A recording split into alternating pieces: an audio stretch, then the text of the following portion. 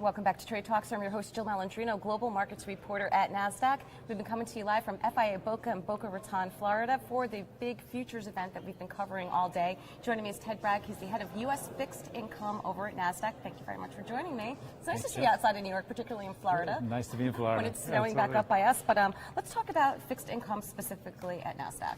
Yeah, so we're very excited, and at the end of this month, March, we will basically go to our clients and say we're going to have a new matching engine, move into the Nasdaq financial framework, and by the end of the year, that migration will have happened, and we're looking forward to kind of offering a much simpler, transparent, and a platform that offers just a little bit more liquidity. So that's the biggest announcement for us. Well, that's super exciting, but it's been a really interesting market for treasuries, at least for 2018, because we have seen that vol come back into the market, and we have an FOMC meeting next week, that's going to make an impact on the interest rate outlook. Yeah, and you know, we've done some of these talks in the past. It's been a couple different issues. It's the supply, and then it's the economic numbers, which have really started to matter. And what we talked about last time was, will it be 3 rate rises this year, or will it be 4? And I had actually read over the weekend somebody was talking about 5. So with the numbers we had last week, payroll, with the numbers we've had in the last 2 days, I think consensus is for a rate rise this March. Rate rise in June.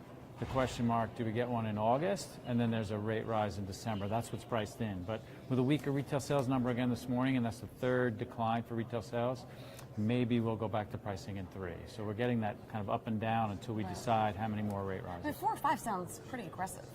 Yeah, I think it's more they still want to look at normalcy, and it's the I word, the inflation word, which is all of a sudden, PPI this morning was up a little bit, CPI yesterday was down. They're talking about shortages of workers, and will that lead to a slight decline in the economy because you can't fill the spots, or does it mean all of a sudden the work week ramps up, payroll ramps up, and then inflation kicks in? So that's what they're really have their eyes on. It's definitely an employee market. Yeah, it's a strong economy, and they're admitting to that. All right, and to wrap up, what is your outlook for the remainder of the year outside of interest rates? What are you going to be watching?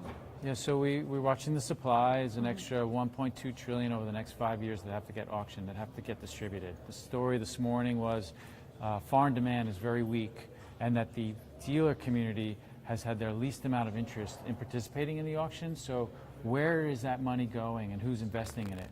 But then you get feedback from maybe some different participants in a different sector of the market that suggest mutual funds might be out for fixed income, but individual bond buyers are now coming back because for the first time in almost 10 years, we've got yield again. Right. You can actually invest in a stable instrument, and that yield, they might want to participate as they move cash where it shouldn't have been for years. Does it mean anything to the economy if we're not getting that foreign investment into bonds? What does that mean? I think it's much more foreign exchange related. So it's as each central bank starts to unwind and try to protect their own currency, where is that demand shift?